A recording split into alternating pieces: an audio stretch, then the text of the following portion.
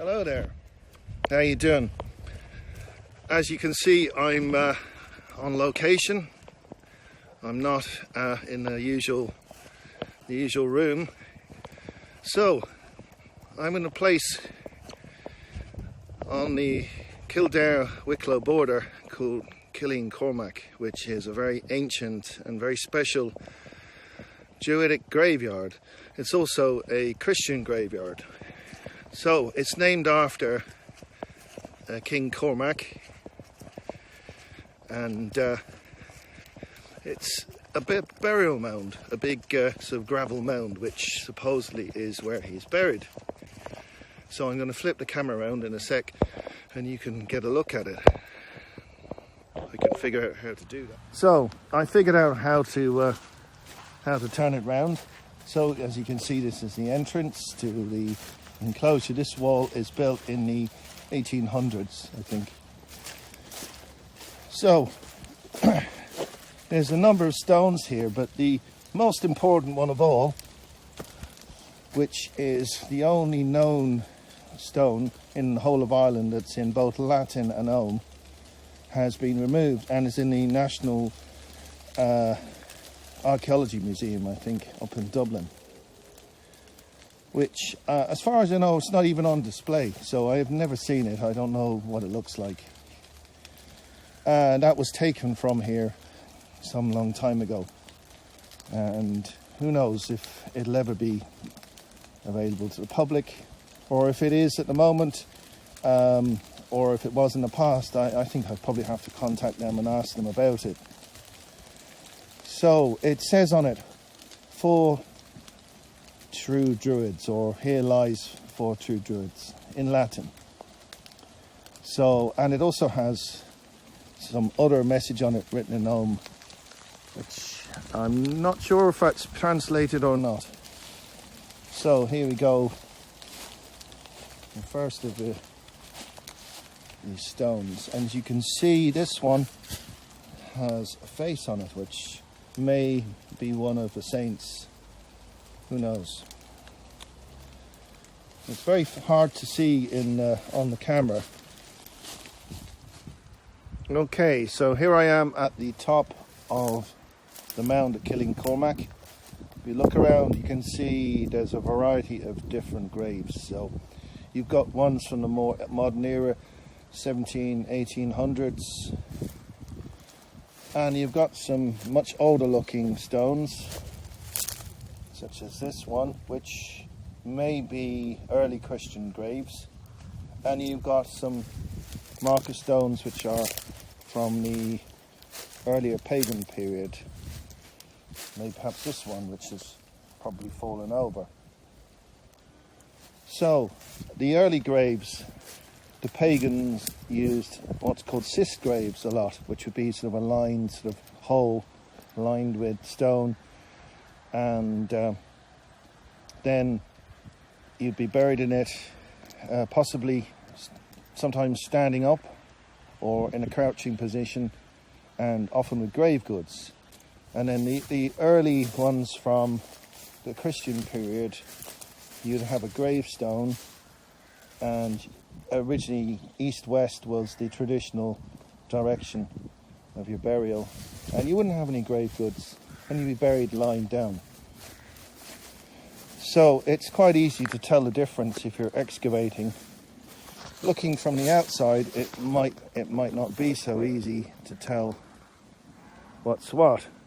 So here we've got like a small stone here, which could be Christian or it could be pagan, next to a very obvious, much later Christian gravestone. So there's a lot of yew trees scattered around here, many of them very young. There's one or two big ones which are probably the parents of these, and yeah, it's very much a traditional find in graveyards in Ireland, is the yew tree, which is associated with death and rebirth and eternity. So I'm going to walk around now past all these older stones. I'm supposing that they're older. They're around the periphery of of the whole graveyard, so lower down. I would imagine, seeing as most of the Christian burials seem to be up the hill, they perhaps left the older original markers, which are pagan, and who knows what they did with the ones were up at the top of the hill. Maybe they recycled them, or they removed them. So it looks to me as if these are most likely the pagan stones further down the hill.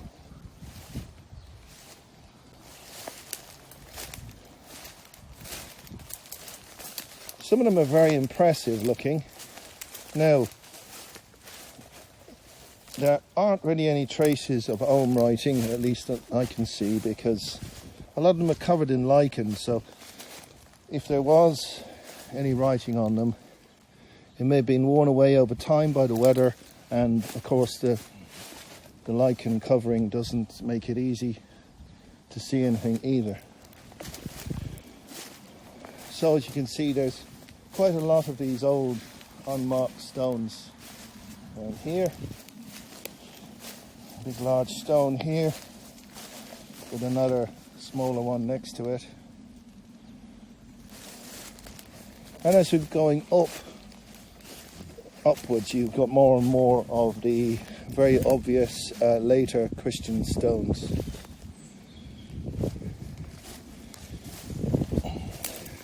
So as we carry on round, moving back down again, you can see more of the older stones. And there's a kind of a distinction between the ones which look like this, which are sort of more like a standing stone, and the smaller ones which are closer to the modern gravestone, sort of flat and rectangular, as opposed to more upright, like a sort of a menhir or standing stone. So you can't tell because you can't date the stone without any organic material, but you could guess which ones are the pagan ones and which are the Christian stones based on their shape. Like this one, for instance. This is more than likely a pagan burial marker. And you have like a good edge here, which would be perfect for ogham writing. But as I said, it's covered in lichen, so maybe time, the weather, and the lichen has cleared that off. Or maybe this particular one wasn't marked with ogham to start with. You know, it would really take an archaeology team to come down here and clean up the stones and maybe use radiography and other techniques to look at stone markings that are no longer visible. They have amazing techniques now in which they can actually read or identify stone carvings that have been so worn that you can't see them, but they can still use modern technology to detect their existence, even though it's not visible to the naked eye anymore. So it would be wonderful if somebody was in a position to come and do that from one of the universities. So as far as I know, this graveyard has not been excavated. There has been interest in the past over the ogham stones, and as I said, they took away the most significant stone that was here. Well, this here looks like another typically pagan stone. And now we're coming back to the entrance again where I started out. So, it's been quite an amazing spot to visit. It's not easy to find. It's not far off the M9 though. And here I am. It's actually October the 31st, Halloween, Ihe Sharna, or the beginning of the Samhain period. So, what more appropriate place to be in than the graveyard as we begin to celebrate the festival of the ancestors of the dead. So I hope you found that interesting, and yeah, maybe you might want to come and see this place for yourself if you've an interest in such things. Okay, so I'm just outside now in the field, and as I turn round you can see it's maybe 100 meters or less, a single standing stone that is more or less directly in front of the entrance. Now, I can't see any Om writing on it, but what you can see is a series of ridges, equidistant, running all the way down the stone on one side, and if you go around the other side, you can see the same thing as well, running all the way down to the bottom.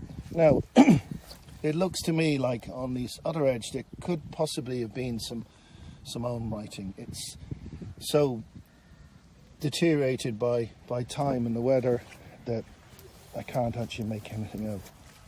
But it's possible there. They look like a few cuts that could be Om. So we don't know when this stone was put up. It may be a marker stone that explains what this place is, if there was Om writing on it. So here I am again looking at Killeen Cormac from the next field. Now the entrance to that is on the north side, aligned with it there is a standing stone. Now directly to the east, which you can see in a second, here is another stone. So let's go and have a wee look.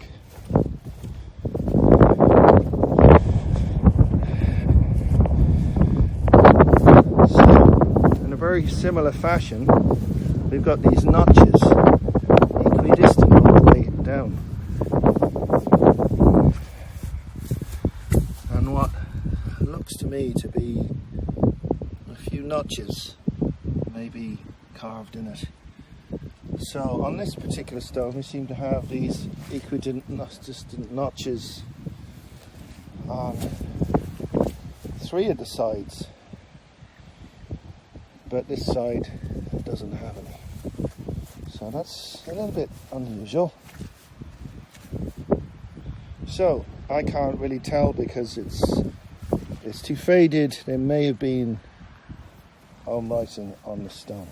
Usually it would go up one side and down the other, and sure, maybe didn't have enough to say and they only used 3 sides instead of all 4. Who knows?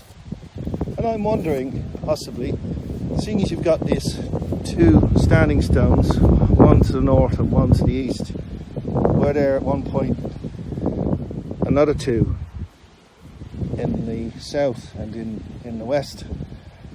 It's quite possible that there may have been another 2 stones corresponding.